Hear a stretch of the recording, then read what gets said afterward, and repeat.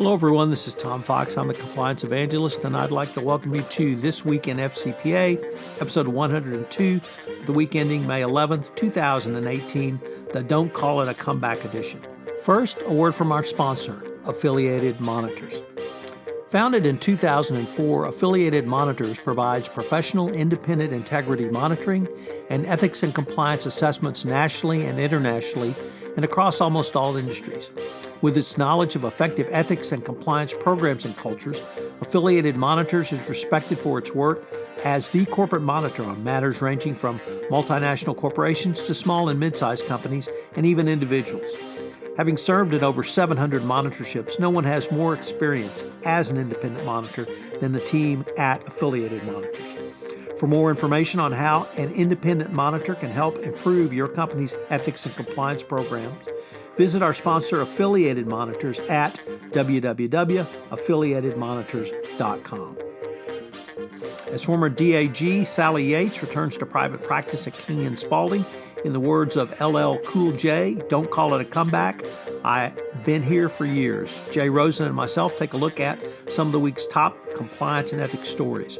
It all starts with Michael Cohen literally exploding across the compliance universe with the revelation that U.S. and foreign companies had paid him millions of dollars to lobby the Trump administration while he was still the personal attorney for the president. We talk about Sally Yates' return to private practice at King Spalding, Katie Smith as the first Chief Ethics and Compliance Officer at Convercent and has brought new ideas on how to use technology to improve ethics and compliance at Convercent. We look at lawyers lauding the DOJ Criminal Division's diversity provisions for monitors and how two reports from the FCPA blog, how Colombia has investigated a dozen Colombian companies for bribery overseas, and why the construction industry is so vulnerable to corruption. We take a look at an article by Ben DiPietro from the Morning Risk Report at the Wall Street Journal Compliance and Risk Journal, on why companies need to take a deeper look at their supply chain. We consider the remarks by the current DAG, Rod Rosenstein, about duplicative penalties piling on into one pie concept. We conclude with some remarks by myself on the current state of the compliance profession in Brazil. This Week in FCPA is a part of the Compliance Podcast Network. Hello, everyone. This is Tom Fox, and I'd like to welcome you to episode 102 of This Week in FCPA for the week ending May 11th, 2018, the Don't Call It a Comeback edition. As always, I'm joined by Mr. Monitors, Jay Rosen from It Never Rains in Southern California. Jay, welcome. Thank you, Tom, and I just want to tell all my listeners what kind of a podcast fanatic you are, that you just landed 5 a.m. Houston time, and we are on the air right now doing This Week in FCPA, episode 102, because the ethics, compliance, and FCPA never take a break, and neither does Tom Fox, the compliance evangelist. So thank you. And as always, This Week in FCPA is a part of the Compliance Podcast Network. Well, Jay, as you correctly note, I was in Brazil this week, and we're going to get to that in a minute. But I'm not sure I can say the compliance world blew up this week, because it kind of blows up every week. But we had a episode from the what we used to call the political world that really exploded across the compliance world this week.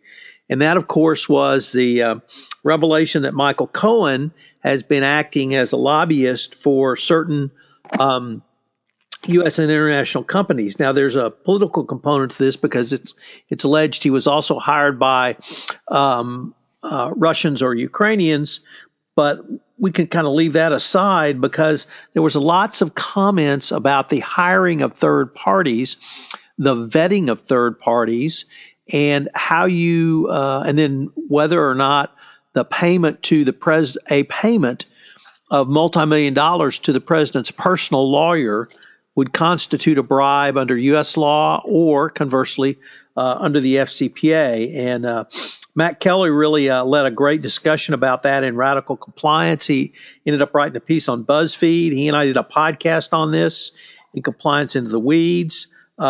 Francine McKenna wrote about it on Market Watch. Joe Mont wrote about it. And so we're going to link to all of these. But there were really some, I thought, some very interesting and I thought good lessons, Jay, for the compliance practitioner, starting with, do you even know who your third parties are? Yeah, I mean, it's just, we really, I think, went down the rabbit hole this week. And furthermore, it really sets up this interesting dichotomy that if any of this stuff had happened in a foreign country right now, regulators would be all over it. But since this is happening here in our backyard, there really is no crime. It's just all the swampiness that we've been talking about for the last 2 years. And the swamp levels seem to be raising to alarming rates right now. So it's really hard to have a weekly wrap up, Jay, when it's literally breaking news by the hour. And this morning, AT&T, who paid, I believe, over $1 million to Michael Cohen, their CEO, announced that hiring Cohen as a consultant was a big mistake. We should note that they hired him while the net neutrality decision was being debated. And obviously, there's a very big merger case in front of the federal court now, Judge Leon, but it was in front of the Department of Justice at the time he was hired. And we really saw a lot of different topics. First of all, do you know who you're hiring? Do you know why you're hiring them? The Swiss pharmaceutical company Novartis paid over $1.5 million, I believe, and to Cohen to allegedly help them on advising about Obamacare. And after one meeting, decided he knew nothing about Obamacare, and but they continued to pay him. So I guess that would really speak to, Jay. You need to really figure out if your third parties can deliver the services before you sign the contract and pay them rather than after. Jason Meyer had a really interesting point, which was, is $1 million or $1.5 million or $2 million fair market value for a lobbyist? Meaning, is that the regular payment you would make? I really don't know what the fair market value for a lobbyist is. It may be an hourly rate. Perhaps it's a flat fee or a retainer. But when you reach into 6 and 7 figures, that speaks to a level and amount that certainly draws scrutiny and attention. Both Matt and Mike Volkov were quoted in Francine McKenna's piece on Market Watch, as was Philip Urosky of Sherman and Sterling, and Sarah Croft, well-known commentator in the white-collar defense bar. So this one is just fascinating, Jay, and from the compliance perspective, you really might not think there's so many potential lessons here. You might have just think of this as a political question, but it turns out there really were quite a bit. So interesting there. We have Sally Yates of the Yates Memo is going back to private practice at King and Spalding. She actually started her career at King and Spalding. If you're a good Southerner, you know King and Spalding was one of the top firms in the South. Griffin Bell, the Attorney General for Jimmy Carter, came out of King and Spalding, and she's returning there to start a white-collar investigative practice. King and Spalding, although not in probably the top tier of FCPA defense firms, certainly in Houston is known for having a robust white-collar and FCPA practice. So kudos to Sally Yates for her move back to the private sector, Jay. And what's somewhat interesting about it is it's not just she's not just joining the pure white-collar group, but the press release says that she'll be spearheading independent investigations for corporations, universities, and other organizations with particularly challenging or vexing issues. And it goes on to say that could involve #MeToo workplace allegations, high-level corporate misconduct or sports controversies, ding, ding, ding, like pro football's Deflategate, Yates said, particularly in situations where the allegations are egregious and the public and press are involved. So it sounds like she should have a lot of potential customers lining up at the door to work with her. Deflategate. Doesn't ring a bell, Jay. No, I don't know anything about that. Yeah. So anyway, welcome Sally Yates back to private practice. So we have another friend of the firm, Katie Smith at Convercent, and they did a nice feature on her in corporate counsel. And do you know anything about that, Tom? So Katie is the first Chief Compliance and Ethics Officer at Convercent. Convercent, I think, is a well-known compliance and ethics product service provider, but Katie actually was brought on board to be their CCO. She came from private practice. Once again, had been the chief compliance officer at a company in Texas, and now she has done some interesting work. Or she was at USAA, I should have said, Financial Services Group. But she's done some really interesting work around some of the tools that Convercent had in place, particularly around their analytics. And what she came up with was a chatbot, and it's a adaptive artificial intelligence which allows a Convercent employee to report an issue, type in a question, basically raise their hand, and the chatbot will provide 4 or 5 different questions, which will help narrow the scope of whatever the issue might be. It may answer the issue, it may direct the person raising their hand to seek additional resources, or even contact the Chief Compliance Officer, Katie, for help. And this is really one of the first times we've seen this type of chat box included with or working together in an interactive fashion with a company's analytics. I'm hopeful that Convercent will be able to use this experience to take it to market, because I think it would be a really interesting help for the compliance profession, but something that Katie really spearheaded at Convercent, and something that I think you should take a look at. So do we think that the chatbot, which is called Cooper, might want to get on a party line with Siri, Alexa, and Cortina and talk ethics and compliance? Actually, Jay, I was thinking much more basic than that. I was thinking Cooper wants to get on This Week in FCPA. That would be awesome. We should have Cooper on. Absolutely. So next up, we've got an article by Clara Hudson from Global Investigations Review, specifically the Just Anti-Corruption section of the website.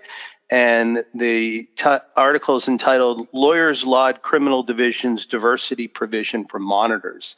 And in the recent Panasonic avionics settlement, the DOJ's Criminal Division for Fraud section for the first time added a provision that says compliance monitors will be picked in accordance with the department's commitment to diversity. And this actually goes back to on May 1st, a provision was added to the Criminal Division Fraud Section standard agreements in January 2017. However, this is the first time since the change was made that a company has had to retain an independent compliance monitor. So, there has been a lot of research that's been done by GIR, and they've been looking at the makeup of monitors. And they reported back in February that since 2004, over 40 white men have been awarded FCPA monitorships. In that same time period, only 3 women and 3 non-white male lawyers have been picked. So this seems to be a step forward. Karen Popp, chair of the Women's White Collar Defense Association, applauds the DOJ for expressing its commitment to diversity and inclusion and the selection of corporate monitors. And she said that she hopes that we will see more women selected to be monitors. The pool of qualified women is rich with talent and experience and continues to grow. So I think this is a good step forward. There are a lot of diverse practitioners out there, and it'd be nice to see everybody to get a fair shake going for the monitorships, which will be coming up in the future. So, Jay, next we had a story from Dick Casson in the FCPA blog, and it really ties in a little bit to something I wanted to talk about near the end of the podcast. But it is the ever-expanding world of anti-corruption enforcement in the Western Hemisphere, specifically in Latin America. Dick reported about Colombia investigating a dozen Colombian companies for overseas bribery. And this is really the first time we've seen Colombia shining a light on bribery of Colombian companies doing work outside the country of Colombia. So they're overseeing anti-corruption investigations in at least 12 companies for bribing officials in companies outside of Colombia, from Venezuela, El Salvador, Peru, and several other Latin American countries. And this really ties into something that I observed this past week in Sao Paulo, in my week in Brazil, which is the expansion and ever-growing number of South American countries, who have passed anti-corruption laws and are now moving to enforce them. Obviously, passing a law is a first step. Then you have to have the political will to enforce. Then you have to enforce. So you have to bring an enforcement proceeding. And Colombia's started down that path. So I thought it was certainly good news from Colombia, and something to move the ball of compliance forward with. Great. Also from the FCPA blog, we have a guest post from Joseph Spinelli and Jared Pelosio. They're both from Ankara. And the topic is, why is the construction industry so vulnerable to corruption? And I'm sure, Tom, you've had some insights into this for your past employer. But, some of the companies who have had issues with construction are Halliburton, Marubeni, Lane Christensen, Odebrecht, as we've just had in the headlines for the past couple of years. And those industries keep coming up, and some of those companies become recidivists. Joe and Jared talk about where special attention should be paid, looking at, some of the usual suspects, auditing gifts, entertainment, political contributions, charitable donations. And they say it's also important that companies conduct thorough due diligence on third parties. This is probably nothing new to the FCPA, to This Week in the FCPA, as I would say several times during a podcast, we talk about really doing diligence on your third parties who you work with. And they go on in the article, which we'll link to in the notes, to talk about specific matters, or rather prescriptions that they should take in the construction industry. And to quickly go through that, conduct an incisive bribery and enterprise-wide risk assessment, conduct a gap assessment of the company's anti-bribery and corruptions program, conduct due diligence in all contractors, subcontractors, agents, and suppliers, conduct training for the company's employees and third parties, incorporate anti-bribery corruption provisions, monitor audit all corporate entertainment, and establish a confidential and or anonymous telephone hotline. So these are many of the hallmarks that we talk about. But Tom, any other insight to add from your time in the construction business? So Jay, the one of the biggest problems with the construction industry is that you're going to have a ton of government touch points. And when you have a government touch point, you have the possibility of someone putting their hand out and either extorting money from you or seeking a bribe. And this is has been endemic for many, many years. If it's that's unfortunately, many construction projects are publicly funded because that's where the money is. So highways, bridges, airports, buildings, football stadiums, soccer stadiums, Olympic stadiums. Those are all government projects. So it turns out that in the construction industry, the private sector is actually more adept at stopping bribery and corruption than the public sector. So that's really one of the key components when you have a business like energy, like telecom, like pharma, that most of their sales are going to be to governments or have governmental touch points. You're going to have a wider opportunity for bribery and corruption. So I thought a good reminder lesson from Spinelli and Pelosio, I think. Pelosio, I'm sorry. And also we should note that Joseph Spinelli has recently joined Ancora. So I don't know if it was the him moving over there was the cause for the article, but good to see him in print. Good to see him in the FCPA blog, and congrats on the move, Joe. In a similar vein, we picked up something from Ben DiPietro on the Wall Street Journal's Risk and Compliance Journal. And basically the headline is, companies need to look deeper at supply chains. And this is from research that came from a recent Deloitte survey on extended enterprise risk management, or the acronym there is EERM. And the finding is that 1 in 5 respondent companies among 975 senior leaders in 15 countries said their organizations don't identify, review, or monitor fourth or fifth parties. And Chuck Sea, hopefully I said that right, Chief Executive Deloitte Risk and Financial Advisory, said, organizations that step up to the challenge of developing programs to better manage third-party risk can elevate their position in the marketplace by unleashing with confidence the reach, expertise, and relationships that third parties can bring. The business case for investment in EERM is increasingly being focused on exploiting the upside of risk, a significant shift from the almost exclusive focus earlier on managing the downside, with increasing confidence to demonstrate tangible benefits from such investment. So I think this kind of echoes something that we've been talking about for the past couple of years about how you make compliance not only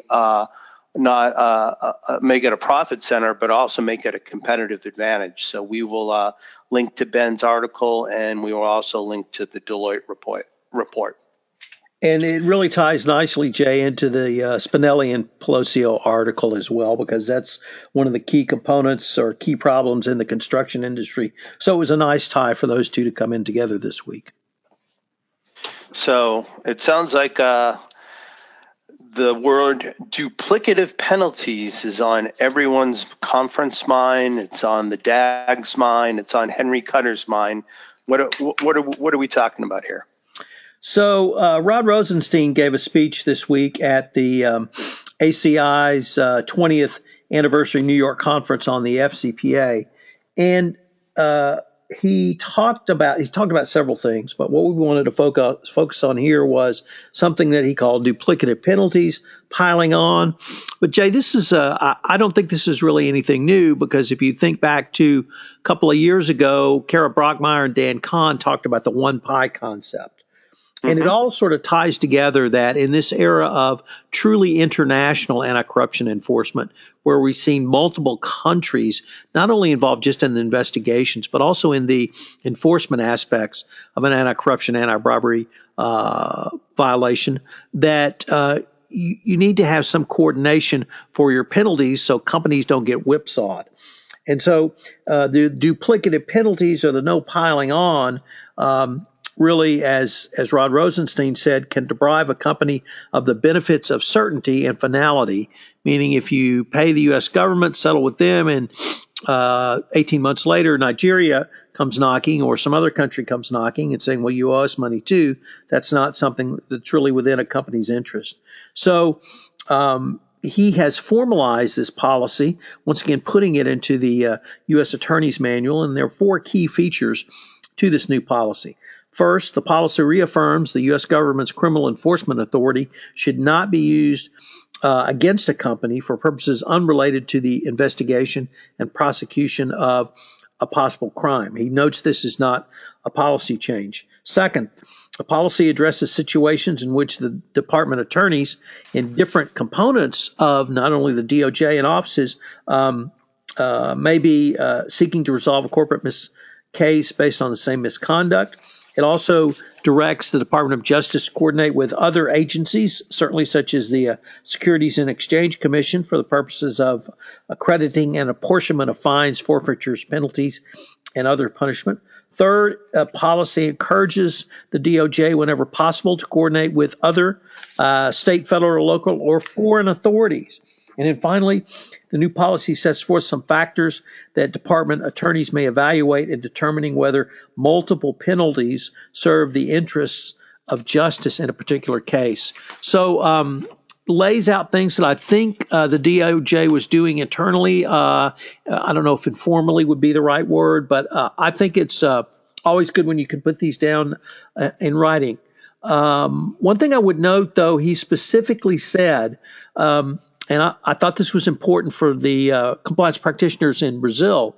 And he said that cooperating with a different agency or foreign government is not a substitute for cooperating with the Department of Justice.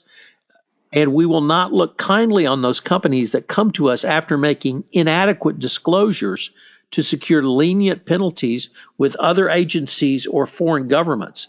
In those instances, the department will act without hesitation to fully vindicate the interests of the U.S. And that really speaks, Jay, to something we've touched on, I think, in this podcast, but certainly not gone into great detail, which is multiple self-disclosures simultaneously across the globe. So how do you do that? When do you do that? What's the manner to accomplish that? Who do you go to first, if at all? Or do you do it simultaneously? All important questions. But here, Rod Rosenstein is making clear that you can't self-disclose to another country and try to get leniency from the Department of Justice for doing this. So a lot to unpack in this speech. We're going to link to the full show notes as well. Henry Cutter wrote a nice summary of it in the Wall Street Journal, Risk and Compliance Journal, and we'll cite to that. So I'm going to be writing about this over the next week or so, Jay. So I really think a lot to explore here. Great. So as we said, you've been the international air warrior, getting back to Houston on time. You posted a great recap this morning about the spirit of ethics and compliance and regulation in Brazil. Do you have any other thoughts that you'd like to share from your trip and from your week overseas? So really maybe 3 or 4, Jay. The first was the level of sophistication in Brazil. They are literally just a step or two behind the United States.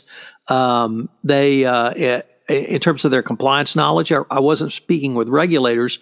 My talks were to compliance practitioners, largely around nuts and bolts issues such as metrics to determine program effectiveness, and then using data and artificial intelligence to drive greater profitability through the compliance function. A lot of interest in those types of issues. Second was the obviously Odebrecht, Petrobras, Javelito, Rolls-Royce, J&F, large number of massive FCPA and anti-corruption settlements involving Brazil, some of which were led by the Brazilian prosecutors. This has led to a great amount of knowledge within the country of Brazil about bribery and corruption, or I should say anti-bribery and corruption. So you're seeing a lot of companies institute best practices, compliance programs and focusing on energy and Petrobras, if you want to do business with Petrobras now, you have to have a compliance program. So it mimics something that I've observed here in Houston over the past few years, that really the business response to the legal problem of a law such as the FCPA is a compliance program. The next was we touched on this about Colombia, literally an explosion of anti-corruption laws across the continent. So Argentina, Peru, Colombia, Chile, all have put in place anti-corruption laws, partly in response to the Odebrecht scandal, where Odebrecht bribed up and down the continent to get these government contracts. We talked about in the prior segment of why the construction industry has been so prone to corruption. Although with Odebrecht, you would have to say that it was part of a business strategy, wasn't people with their hands out. Nevertheless, all of these countries have passed laws. They have to get expertise to not only enforce the law, but understand what a compliance program is. And I think that many of these countries may not look to the lawyers from the United States. They don't have to anymore, because we've seen a lot of sophisticated compliance expertise in Brazil. And then the last thing, Jay, is, without revealing the ages of any of the persons on this podcast, the compliance practitioners I met guys and gals in their early to mid 30s who'd been doing this for 10 years. And if you think about the people that you and I look to as really the first wave of compliance practitioners in the United States, I mean, that's the Roy Snells of the world. It's the Donna Trocloses of the world. That's people who've been doing this for 25 or 30 years, and they're in their mid 60s. Jay Martin, perhaps even a little older than that, but been doing it for quite some time. It's a very much a young person's profession in Brazil. There also is a great amount of passion from compliance practitioners. They specifically went into compliance because they wanted to make a difference. So I met lawyers literally in their 20s, their first job out of law school. They'd gone to a law firm or a company to do compliance because they really wanted to make a difference. So I think in Brazil, at least, large number of very young and some very talented compliance practitioners that may lead the discussion in Latin America about compliance, where you and I participate in that discussion, but we don't lead that discussion where we may have previously. So I thought that was interesting as well. So the travel doesn't stop. Where are you next week, and where are we going to be a week from Monday? Well, I'm in Houston next week, fortunately. Okay. But a week from Monday, we both go, actually a week from Sunday.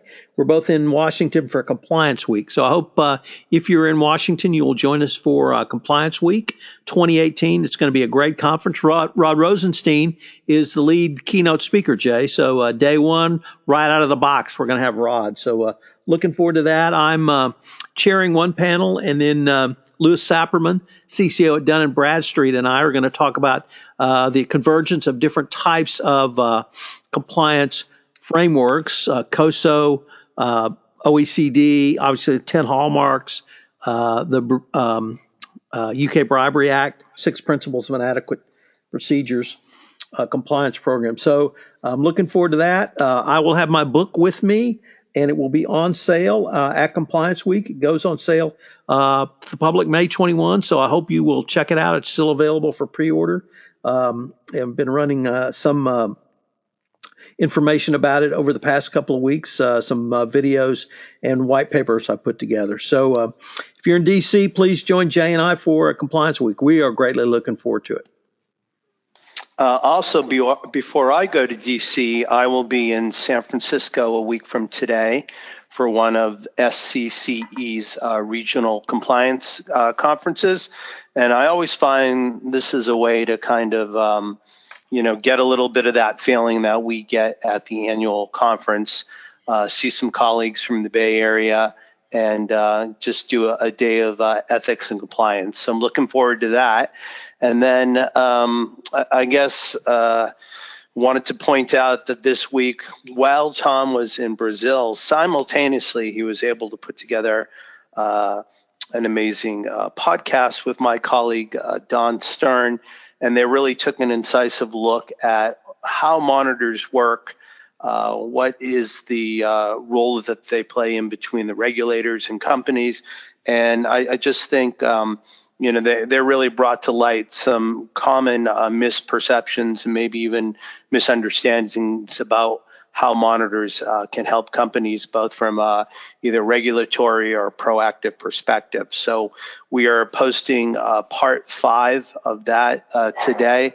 And there's also a link where you can go to iTunes and listen to all 5 podcasts, one after another, if you are feeling the ethics and compliance podcast binge.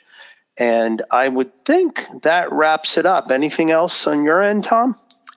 Monday, the series everyone is waiting for, has been waiting for, is here. The Houston Rockets play the Golden State Warriors for the championship of the Western Conference, I should say, of the National Basketball Association.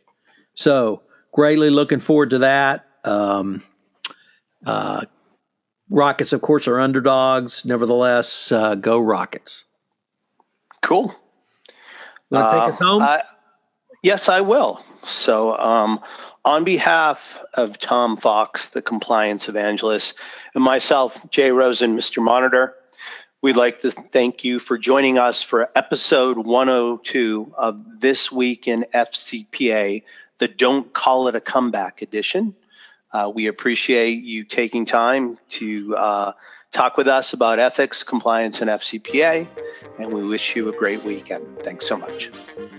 This is Tom Fox again. I'd like to thank you for listening to episode 102 of This Week in FCPA. If you have any questions, you can email me at tfox@tfoxlaw.com. You can email Jay at jrosen@affiliatedmonitors.com.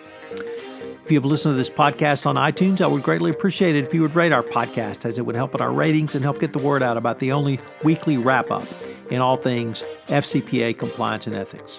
Thanks again for listening to this episode, and I hope you'll join us again next week for another episode of This Week in FCPA. This Week in FCPA is a part of the Compliance Podcast Network.